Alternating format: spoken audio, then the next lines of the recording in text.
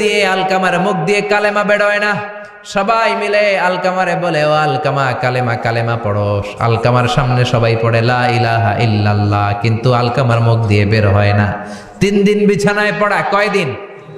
বিশ্বনবী বলেছেন, লাকিনু মাউতাকুম লা ইলাহা ইল্লাল্লাহ, তোমরা তোমাদের মুমূর্ষু রোগীদের সামনে লা ইলাহা পড়ো।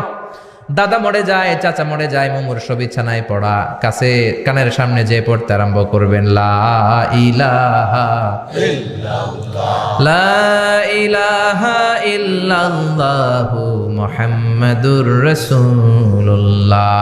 শুধু কালেমা যে পড়বেন, লা ইলাহা ইল্লাল্লাহ পড়বেন, আবার জোর করবেন না, চাচা পড়েন চাচা কালেমা পড়েন, আপনি মরে যেতেছেন পড়েন, এগুলো বলবেন না। কারণ এরকম জোরাজোরি করলে এমনি তার রুহু বের হইতেছে, তার তো জান খারাপ। সে যদি রাগের মাথায় কয় না পড়ুন না, তাহলে ঝামেলা আছে না নাই?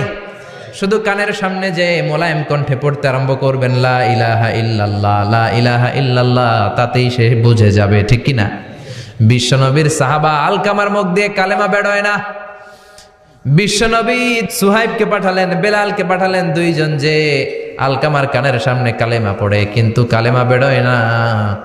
বিশ্বনবী আলকামার বউরে ডেকে পাঠালেন, ও আলকামার বউ, আলকামা কেমন ছিল? আলকামার বিবি বলে, খুব নামাজি ছিল নবী, জিকির করতো, তাহাজ্জুদ মিস হতো না।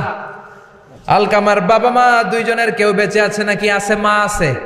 আলকামার মারে ডাকো। বিশ্বনবী আলকামার মারে বললেন, ও আলকামার মা, তোমার বেটা আলকামা কেমন ছিল? আলকামার মা বলে, ভালো ছিল, নামাজ পড়তো নি পড়তো, রোজা রাখতো নি রাখতো, তোমার সাথে কেমন আচরণ করত? এই কথা জিজ্ঞেস করার পরে আলকামার মা কান্না শুরু করে দিয়েছে।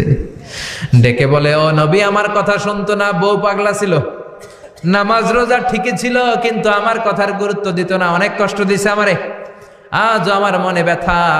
বিশ্বনবী বলল, তোমার নিজের ছেলে কি আর করবা, মাফ করে দাও। আলকামার মা বলে, না মাফ করব না। কি বলে? ভেজাল আছে না নাই? বিশ্বনবী বললেন, লাকড়ি আনো, আগুন জ্বালাও, আলকামারে আমরা আগুনে ফেলবো।